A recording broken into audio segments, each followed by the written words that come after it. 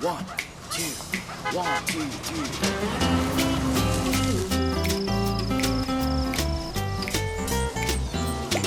谁来晚餐？谁来晚餐？谁来晚餐？出发哦来，开车哦来。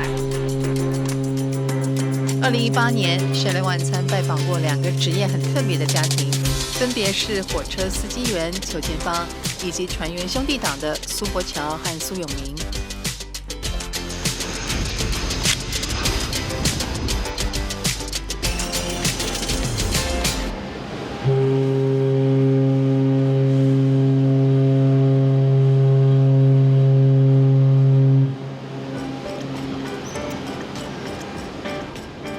船员一年到头几乎都在海上，年薪100万，环游世界，听起来很风光，但背后其实藏着对家人的思念和离家的辛酸。过去，我们曾经在船上拍摄他们的工作跟生活，如今他们过得如何呢？哥哥苏佛乔，货轮二副，前阵子考到大副，跑船的资历已经超过10年。这世界上所有的船同时停止运作1天的话，世界经济大概就崩溃了吧？我选择了它，就去做吧。对啊，有时候觉得是一种使命啊。这样讲会不会太伟大？柏乔的太太韦雅琪，过去是流浪教师的她，在去年考上国小正式老师，现在在嘉义偏乡服务。所有的愿望都达成了，好像接下来就是可以这样子安稳的过剩下的生活，快乐的生活。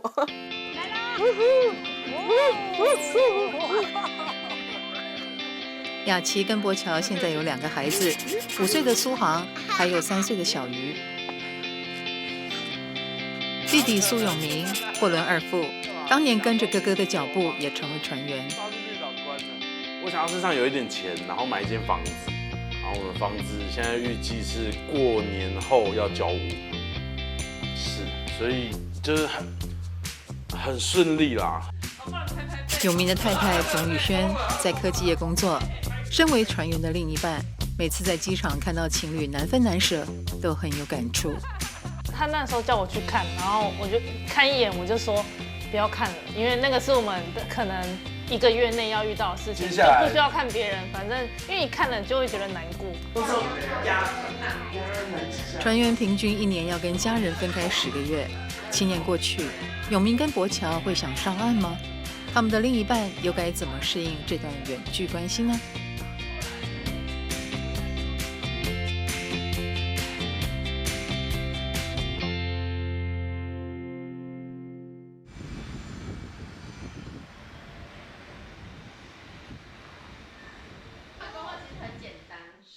平常柏乔在海上工作时，2个小孩都是由雅琪跟岳母照顾。来帮我做这样。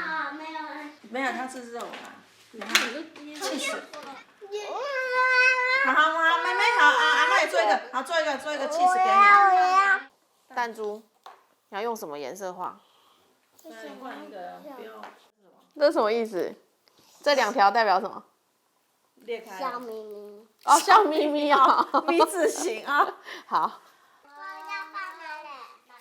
雅琪的爸爸在她国小时去世，雅琪的妈妈很能理解独自照顾孩子的辛苦，心疼女儿的她也搬到女儿家楼上。我每天就是都在这里，然后直到他们洗澡要睡觉，晚上我再上4楼，他们都没有说啊，我就自己，我是觉得说没法度啊，我就会当替伊做，我就替伊做啊。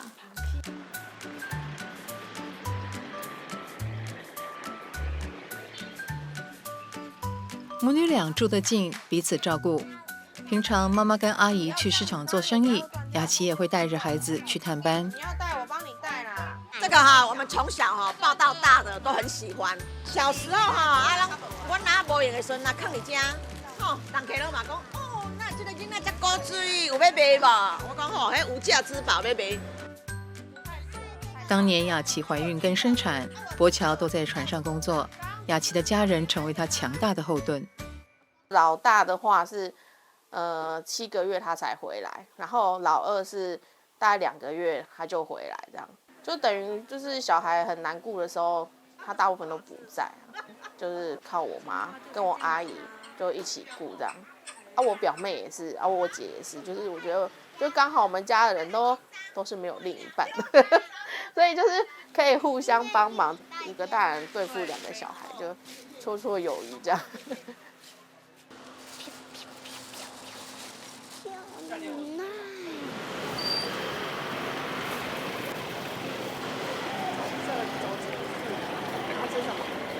我想要先去凑热闹的地方。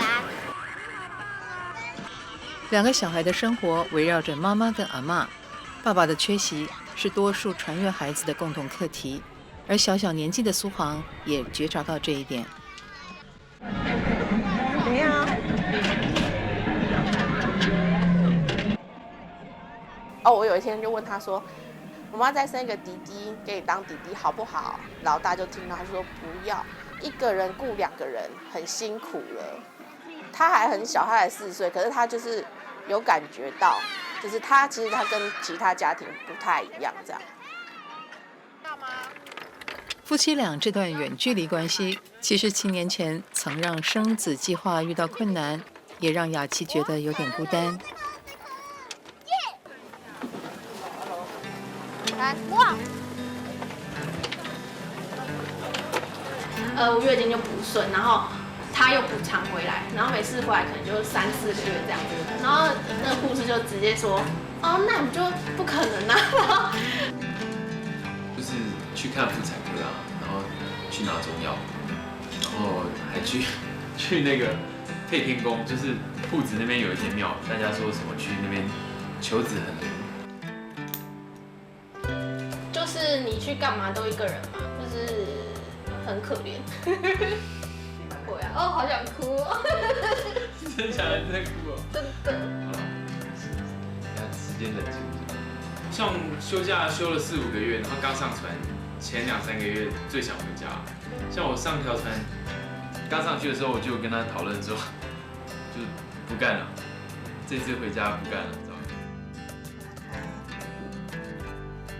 走啊！去哪？走，我们去运动啊！你要去哪里？我们要去溜滑梯。我们要溜滑梯，你在讲？后来雅琪调理好身体，有了2个小孩。雅琪平时在偏乡教书，下班又要带小孩，已经忙到没有时间觉得孤单，但心里还是希望柏乔能上岸。这样小孩比较好顾啊，而且再来要读小学嘛。如果这样长期拜托其他家人照顾，也会觉得对别人也是一个负担，所以我就希望他还是可以回来。用推的，你要用推的，放，你要放啊，手放开，你手可以放好的。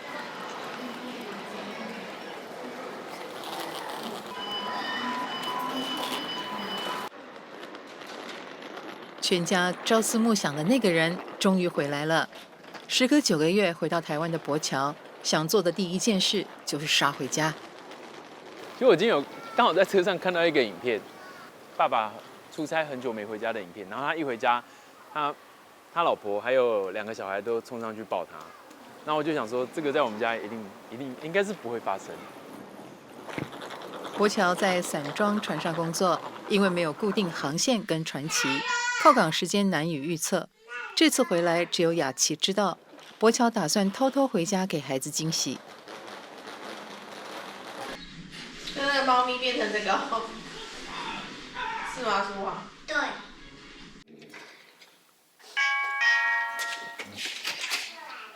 谁来了？嗨。家里收的很干净吗？谁来了？谁来了？哇！是吗？啊，你叫我爸爸？你看吧，我就说他们的反应跟我预料中的一样吧。那个还在沙发上看电视。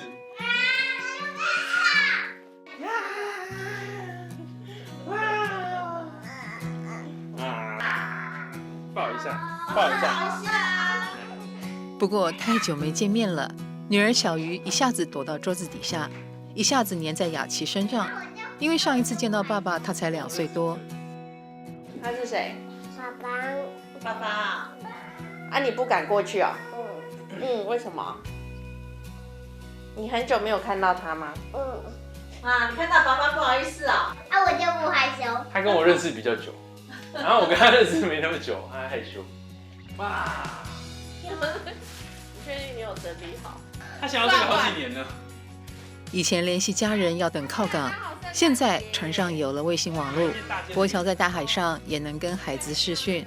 不过他们的童言童语，偶尔会让柏乔的心酸酸的。他每次打电话，他说我不喜欢你不回来，我听到也是有点心软。柏乔热爱船员工作，但长时间在海上无法兼顾家庭，他还在思考工作跟家庭间的平衡。哦，我应该要跑退休，对，黄色最简单啊。预计黄色就最简单。希望60岁以前可以退休吧。啊，不是，我以为说他当船员，他当到60岁才要退休，会惊死啊！对啊，他就是要到我预计跑60岁啊。好，这样。但是我不会一直离家。但我不会跑远洋啦。如果要跑近洋也是可以啊。哦，也好重哦。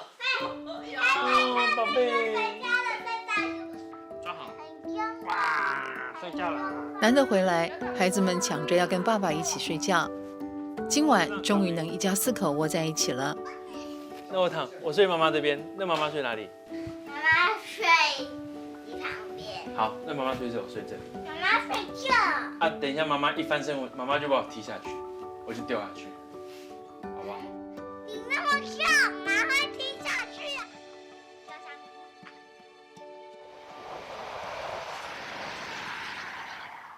那用上用要用心，现在是星期五晚上，噔噔噔噔噔，害羞的咕咕鸡闯破了围墙。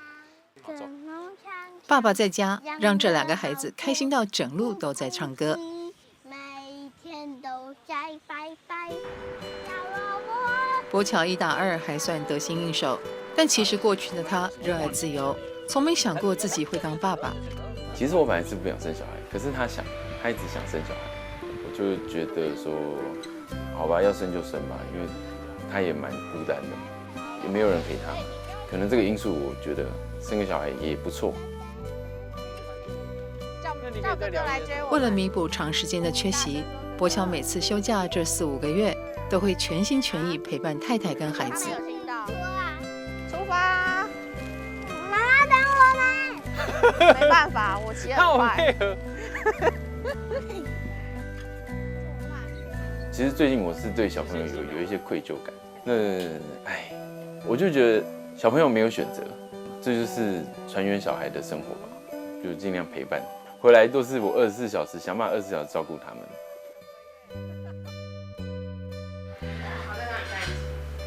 你说这样子，就左右有个卡，它中间还有一个，用力。除了照顾小孩，柏乔也会帮忙雅琪分担家事。只是他刚回到陆地上生活，对家里的一切都还很陌生。所有事情都要重教，什么东西都不知道放在哪里，就是改变很多。9个月，他很多事情都不知道。柏乔每次回家都瘦了6、7公斤，因为船上的伙食不太合胃口，岳母准备要帮女婿大补一下。真久无食我煮的菜啊，伊做好喙道呀，所以每项伊拢做好食。每次回来大家都胖5、6公斤嘛，然后上船又瘦回来。煮一点鸡汤，啊个红烧排骨，啊个红烧鱼，还有虾子，这样子。这样子啊？这满满一桌的家味，让柏乔拿起大碗公豪迈开吃。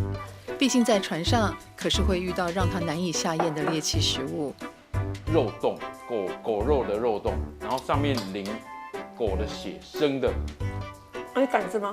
我当然不敢吃啊。然后呢，越南丈夫一直吃，然后吃到剩一半，这个真的很好吃，要留给二夫吃。然后后来那个水手就跑过来说：“拜托，千万不要！我站在旁边，我都快吐了。”来啊！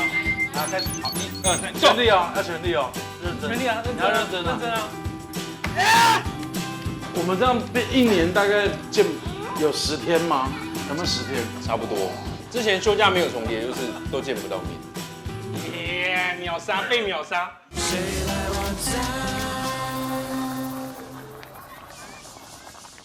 谁来晚餐这一次拜访的是兄弟俩都是船员的家庭。弟弟永明最近在休假，距离回船上的日子不到1个月，他很珍惜这段可以陪太太的时光。老婆她最近都是在家上班 ，work from home， 然后像我比较没事，所以我就会去运动，运动完之后就买晚餐回来。今天的汤是他煮的，他上次我们前几周回彰化，回我家，然后他就想说，那不然来炒一个菜，煮给岳父岳母吃，结果整个都超回答。7年前的永明是第一次上船的实习生。其实主要就是泡面，然后一些蜜饯，因为怕船上会头晕，就是那个晕船。我这次去1年，这是我女朋友送我的。当年的女朋友就是太太雨萱，当时雨萱只有在来宾来的那一天悄悄入境，会这么低调其实是小两口有所考量。那时候就是想说可能会分手，然后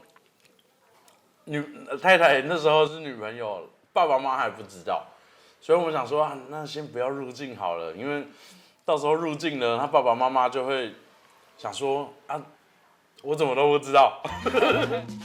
雨萱跟永明原本是港口营运公司的同事，后来永明转职当船员，两人曾担心撑不过远距离，分隔两地的日子，他们很用心经营这段感情。1个月20枚，所以我只能传文字，然后传完快点登出。而且传完用完之后就开始写信。那时候我每天最期待的就是一直按 F5重新整理，然后看到雨萱寄信来了，然后我就会在电脑前面一直看那个信，然后有时候会把它复制到 Word， 然后把它印出来，然后放在口袋里面，然后当班如果很无聊的时候，我会把那个信拿出来看。现在夫妻俩给彼此满满的安全感，在相处上也培养出默契。我也算是一个蛮需要自己空间的人，所以其实我们目前生活算是很平衡。对，反而还要想说会不会他可能未来不跑船了，他回来我们长时间在一起，说不定才会有其他的生活摩擦。人家说小别胜新婚，我们现在这样就是比较不会吵架。雨萱平常住在淡水，但只要有空就会回永明的老家，一起跟着先生陪公婆，还有90岁的阿嬷吃饭聊天。你有想博桥不？哎呀，妹妹孙啊你。我想讲你较想我嘞。妈妈好像回来了。妈妈，下班了，下班了。刚在聊你会不会想我们啊？我们去船上的话。哦，当然会啊。比较想小儿子还是想大儿子？都想啊。不要陷害我啊！永明会这样开玩笑，是因为当年爸妈分别去船上探望兄弟俩，没想到爸妈见到永明的第一个反应，让博乔好纳闷。雨萱去厕所。看。好久没看。好想你哦。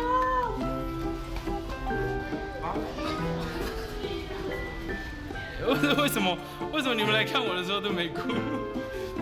完全不公平。永明比较热情，博巧他是好像比较冷漠。其实他也是会想我们，也是很那个啊，但是也有他的表现，对。不善表达啦。对。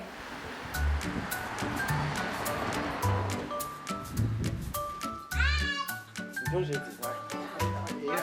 一样的。阿公抱抱嘞。那你等下叫你妈妈过来。阿公抱抱。这次兄弟俩的休假难得重叠，博乔带着全家福回来，而妈妈打算捉弄他一下。是你回来了。这套好了吗？你过来，他就不会抱我，你家永明。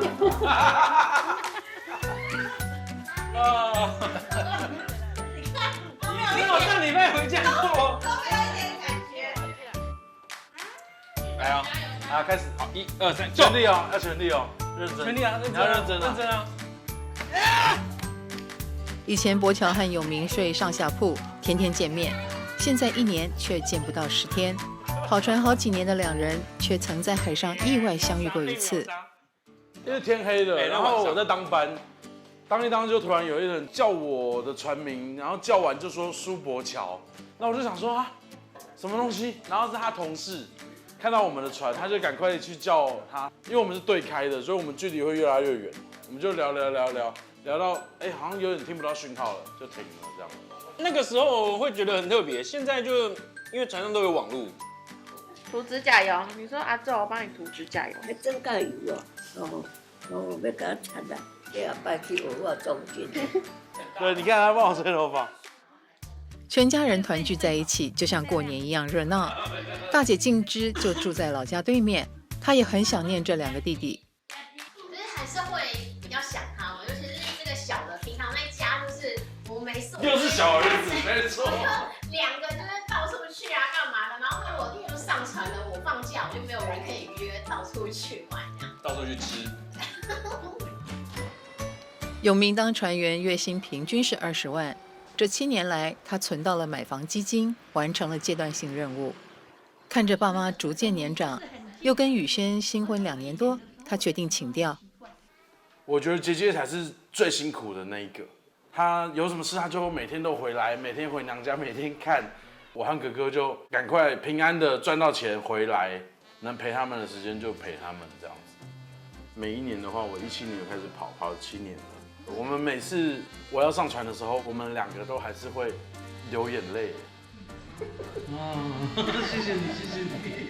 最后一条船了，在跑最后一条船之后，我就申请回公司上班。看着孩子们去跑船，妈妈从不舍到已经习惯。不过她还是很心疼2位媳妇，对儿子们有些话想叮咛。你那个卫星可以讲电话的属事哈，你就打给你老婆，不跟你老婆沟通，不然她一个人很无聊。不要把那个时事浪费在我这边。柏乔，因为小孩子慢慢长大了，我说小孩子的成长只有一次，那不然我们钱慢慢赚没关系啊。你如果有机会的话，我们下来陪小孩。现在是星期5晚上。好了。经过这阵子的思考，再加上家人的建议，柏乔动摇了。不过他仍想当名船员，在实现自我跟照顾家人之间，他想到了一个折中方案。我是想跑啊，因为我真的不想，我很讨厌上班族的生活。他船员有一个工作上有一个我很喜欢的点，就是他工作的时间很长，可是他休假时间也很长。我应该继续跑，但是如果要照顾到家庭的话，我可能不会跑那么远。那现在还在考虑。我觉得工作还是要依自己的心，因为像我们2个都不是原本大学都不是读原本现在的这个，那我们也是一毕业之后就立刻2个就立刻转。那我觉得我也很幸运，就是找到我喜欢想要做的事情。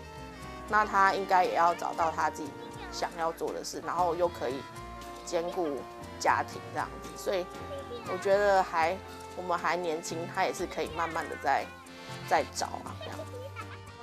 我觉得他很聪明吧，有什么问题就是丢给他，他不会帮你解决，可是他的经过他的脑袋公式计算，就给我一套最佳解，让我去执行，所以就让我有一种安全感。10几年的感情让雅琪最懂柏乔，而柏乔也常说雅琪是他的人生导师。无论最后柏乔做出什么决定，就算要继续当一对远距离夫妻，雅琪都会支持他，陪他走下去。终于进了。他11点24潮州开啊，大概11点半会过这里吧。挥手，妈妈在跟你挥手，快点。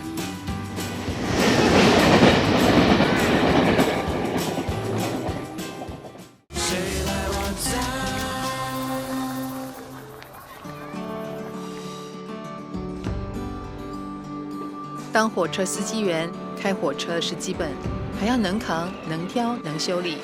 台铁过去只招考男性，但在资格放宽后，邱千芳成为首位女性司机员。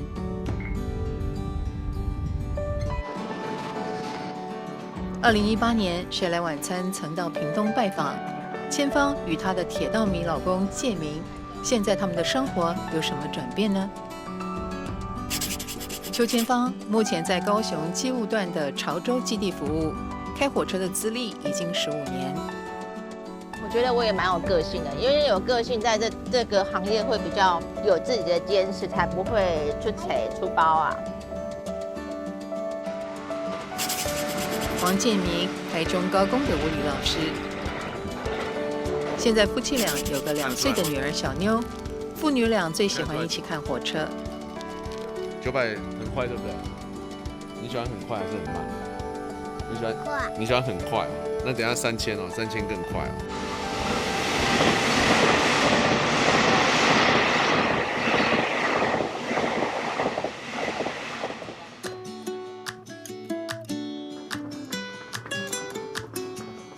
806工作班司机员邱千芳上班报告。7年前，我们跟着千芳到火车驾驶室，近距离记录她的工作，一探火车司机员的日常。由我来用就好了。通常中午都会吃少少的，就是怕吃太多肚子会不舒服。开车除了怕要上厕所，驾驶的全程还得保持高度专注，随时注意路况、号志，也要担心铁道3宝乱入。出发哦来，开车哦来。那我们看前面平交道车子还在走，其实还是会怕怕的。没有人会想要撞它，可是你火车不是像汽车可以闪，最主要是台湾就会拿一个什么业务过失致死漫长的那个司法诉讼，那就是一个心理压力，一个精神压力。司机员每天的班表不同，到哪里休息都不一定。如果轮到较早或较晚的班，千芳就会选择住在宿舍里。就是我们的休息室，其实每一间的休息室都是这样子，都是套房的。现在是12点40分，收工下班休息，晚安。因为工作的关系，千芳跟建明从交往到结婚一直都是远距离。建明总是追着千芳的火车时刻表，只为了多一点相处的时间。我老婆就做这个行业的，你融入她的生活，你就是要从这边找一点乐趣，不然的话要很久才会见一次面啊。对啊。很久是多久？这1个礼拜吧。哎呀。哪有？就我们天天见面。那是因为我跑得起，我会来啦。这已经比以前好很多。以前在花莲呢，以前在花莲那要跑多远啊？这我都不知道。千芳很有主见，有自己的规矩。建明选择配合接受，个性一冷一热的2人，既互补也常磨合。对，会习惯放在我觉得应该放的位置，比较好找类似的。我不认为我自己有什么强迫啦。就会说这样子不是很好吗？为什么要放这里什么的？他会讲啊，讲一讲，你是不是就要照他的意思去放？他刚开始不知道我的那个生活习惯的时候，真的是被我骂臭头啦。牙膏挤好一点好不好？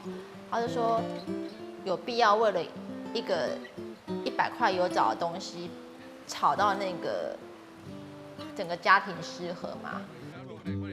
建明爱屋及乌，回屏东有空也会帮忙岳父岳母下田。2老觉得这个女婿很有趣，搞得千芳都要吃醋了。心里过意不去，我就说去帮忙看能做什么。哎呀，要不然的话，他们在那边干活，然后我在那边看电视，没谁。他就说要收买我家人才可以收买我，怕我真的跟他吵很凶的话，家人都会挺他。7年后我们再访，千芳和建明却依旧是假日夫妻，还多了父母的身份，一个在屏东，一个在台中，分隔两地是挑战还是习惯？他们又会怎么找到相处的平衡呢？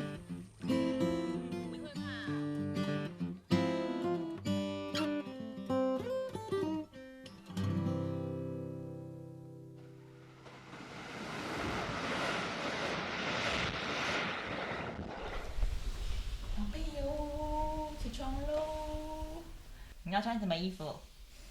妈妈上班迟到呢，宝贝。你要口袋还是库洛米？我不要口袋。库洛米。我不要。好，那妈妈给你穿背心，一定要穿背心，太冷了。我不要。我不要哭啦。穿背心好不好？每次早上都这样。每天早上都这样子啊。穿背心好不好？你这样子我会迟到了哦，我要被机务站打电话来骂你，好不好？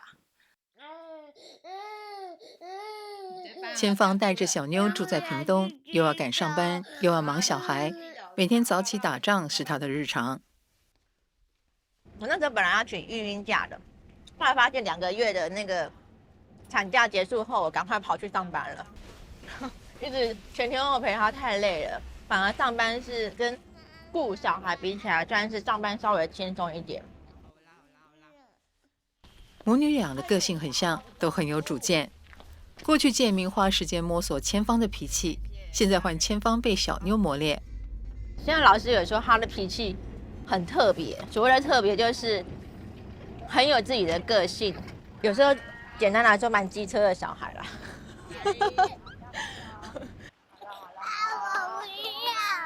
你下来吧，我带你进去。拜拜。千芳当了妈妈以后，工作育儿两头烧，瘦了7公斤，忙不过来的时候，只能请爸妈帮忙。我今天就晚上11点多下班了，然后就明天早上8点的班，我妈妈就会帮我晚上处理他，早上再带他去上课。就是感谢家人帮我一起这个大忙，当我的后盾的。平常在台中教书的建明，星期5一下课就会赶回到屏东。平常都是我岳母跟千芳他们在顾，你周末不回去让他们休息一下，换我顾的话，这样子不行啊。而且妹妹也会想我啊，我女儿还蛮黏我的。啊，环岛之星啊，观光列车。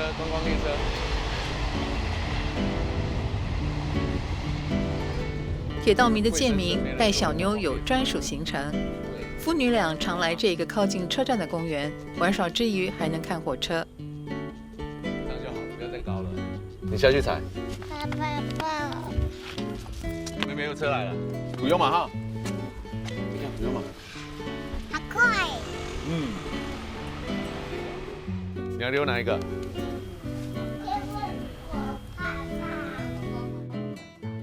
摩擦起电来啊！一起，爸爸抱你，一起溜。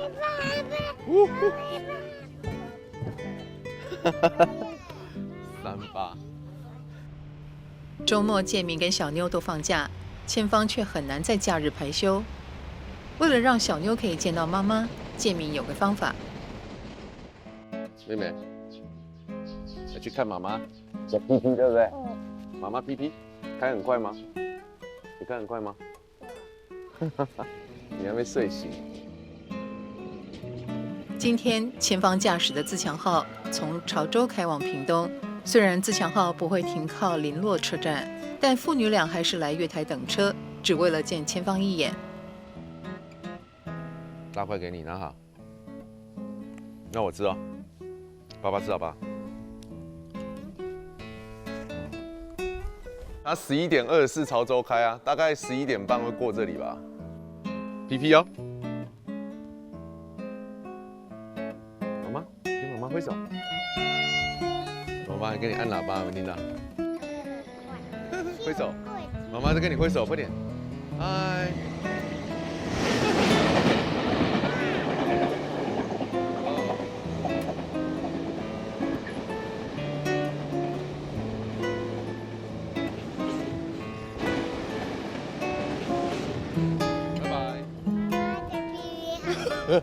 好快哦，好玩哦，赞！嘴巴这样讲有什么好看？可是真是当下工作累的时候，看到他们在跟我挥手，我好开心哦。一般都是乘客带小孩跟我招手，现在是我先生带着我的小孩跟我招手，那感觉不一样。妹，阿妹。有了小孩以后，千芳和建明也想过要住在一起，但谁该离开家乡，谁该转职请调，对中年的他们来说，任何改变都是难题。思考了一下，我来屏东真的比较不好啦。对啊，不管是我的那个学校，还有我的家人啊，因为这样子我真的，没办法这样子放下家里的人，然后都来南部。对啊。就是应征到台中的老师的位置以后，对方说：“你可以去学校了。”我放弃了那个位置，还是一来是要换新的环境，年纪大了好像有点又是一个适应的开始，又会怕怕的。两人决定不勉强彼此，继续当假日夫妻。虽然这是他们选择的生活方式，但有时候看到别人一家团圆，千芳的心里还是会忍不住羡慕。自己在上班的时候开车经过一些大站，就是看着一家人开心的全家人出游，我想说，怎么建明就是跟我只有假日可以聚在一起？我们家的状况就比较不一样。独自面对工作和育儿压力的千芳，曾一度陷入低潮，也和建明产生不少摩擦。看到我的时候就是有气吧，可能我哪里又没做好了啊，给小孩子吃太多饼干啊，又不爽了啊，什么衣服没挂好啊，窗户没关好啊什么的，甚至连泡他的奶粉，我就说你怎么泡的？为什么连泡一个奶粉都可以把沙发、椅子弄的那都是粉末？我就是看完他泡奶粉的时候，整个火就起来了。他生气了，我就赶快静静的把事做好啊，暂避其锋什么的，对不对？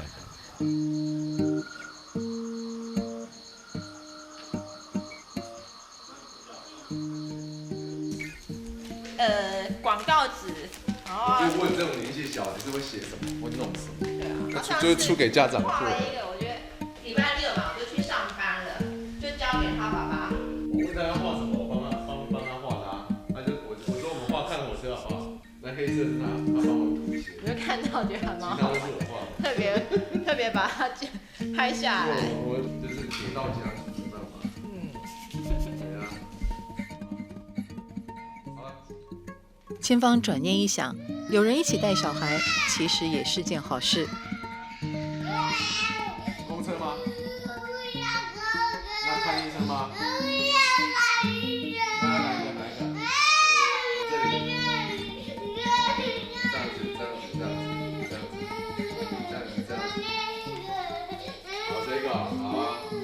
来，我爸爸，先暂停哦。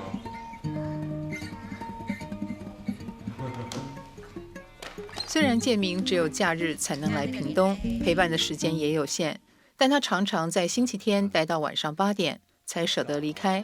开车回到台中，往往已经是深夜了。你让他看啊，这样我出去开车，他就不会在那边干。要暂停啊？你要跟爸爸出去啊？有。臭小妹啊，这么给我面子。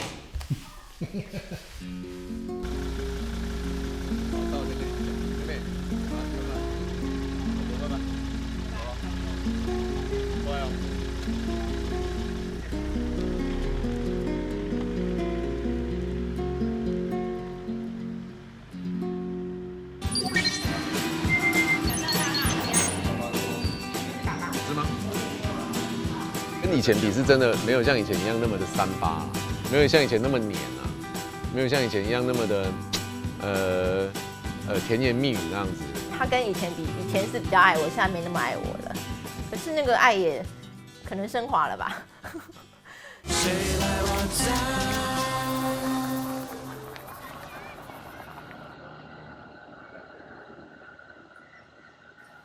谁来晚餐这一次到屏东拜访，火车司机员邱千芳跟他的家人。你们还没买啊？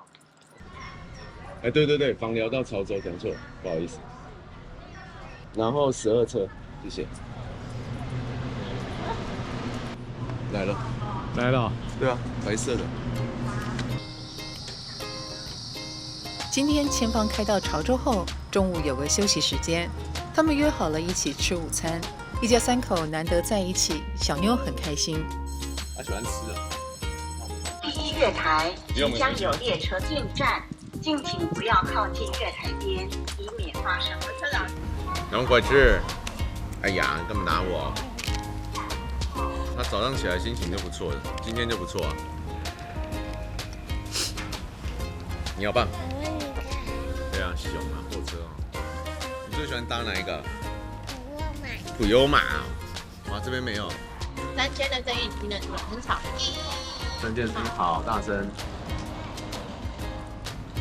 建明带着小妞一起搭千芳开的火车，父女俩还会特地买最靠近驾驶室的位置，想离千芳近一点。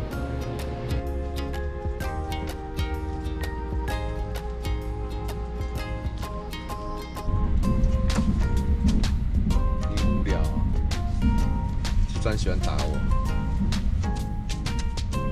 你看，学校。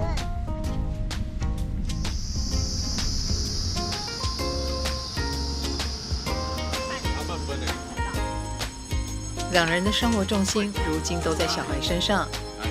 千芳常常忙到深夜，无力回复建明的讯息。渐渐的，彼此的相处方式也改变了。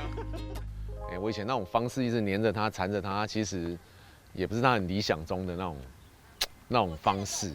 我们的生活方式也是让他把他磨成那么没有热情了。讲白是这样子，他跟以前比，以前是比较爱我，现在没那么爱我了。可是那个爱也可能升华了吧。拍摄小组也注意到，比起过去，千芳和建明已经少有两人时光。他现在也很少跟我聊他的心事了。我们吃饭的话题都围绕在小孩了。顾妹妹当然我们就比较忙啊，时间都在妹妹身上啊，但不要多想啊。哎呀，我们就找时间嘛，哎呀，还是可以啊。近期就在慢慢改变了，不好请假，可是我会希望排假日假，一起带小孩出去玩，就是拉近跟他的距离了。来，他怎么耶？妹妹耶一个。来哟。妈妈那边耶一个。来哟，来哟。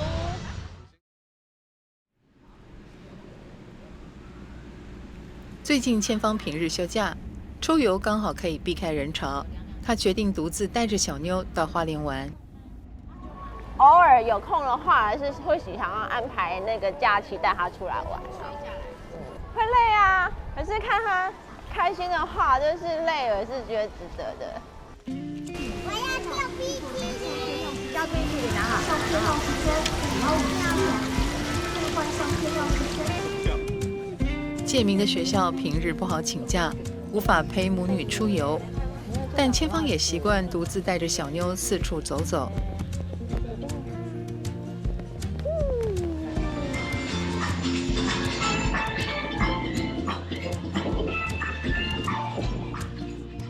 我做了很多次了，干嘛就不要做了？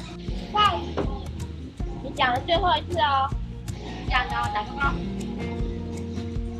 好了。就这样，母女俩玩了3回合的旋转咖啡杯。当妈妈后，千芳觉得自己的脾气修炼很多。大家有听过海豚唱歌吗？没有听过呢，来听听看吧。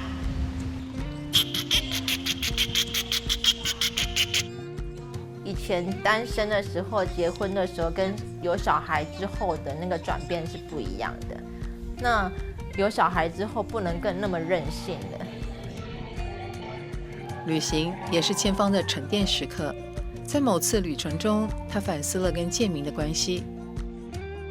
因为没有住在一起，个性好像还没有磨到很合。他那时候会一直让我一直退，就是全盘接受我的不愉快。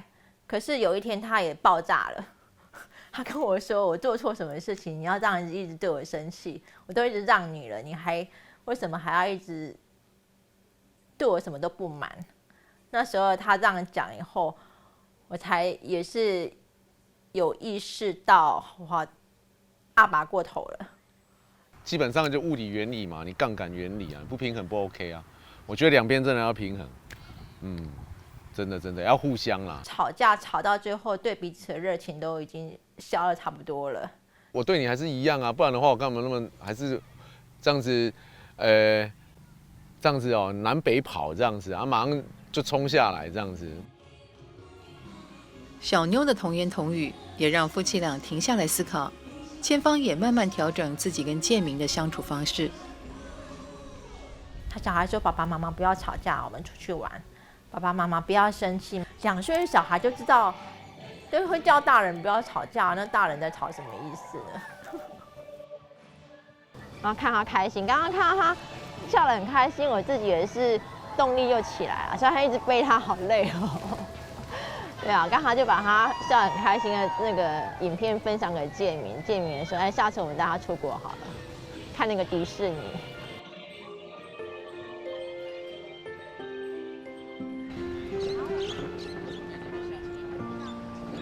现在只要假日前方有空，就会跟建明一起带小妞出游。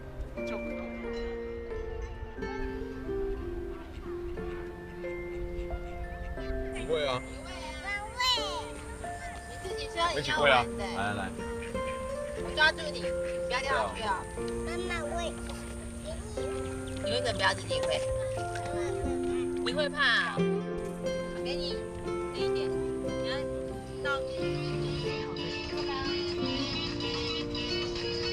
千芳和建明虽然吵吵闹闹10几年，却渐渐理解到婚姻不是童话故事，想好好过日子，要先找到相处的平衡。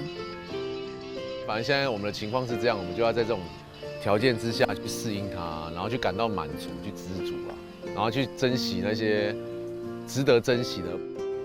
就是不要太计较谁照顾小孩多，谁照顾小孩少这样。我们就找到一个平衡点，就一起带小孩出去，这样也开心啊。小妞再度把千芳跟建明拉在一起，牵着手继续前行。有小孩以后的心境是不一样，就从有点破碎的婚姻嘛，就是慢慢要把那个裂痕补回来。妈妈爱你，谢谢你来当我的宝贝啊，就是找回我以前的热情。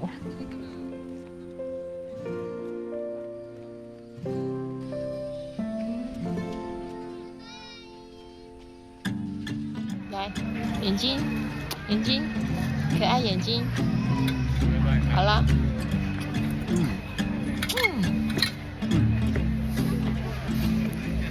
太阳天去海边，小时候老犬笑得多甜。长大后忙得没有时间，还多了沮丧的脸。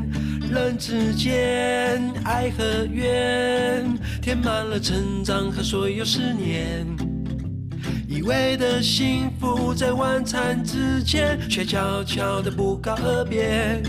谁能选择这样的缘分？谁认真为自己点燃在孤单时分，还微笑地说要去爱，就趁现在，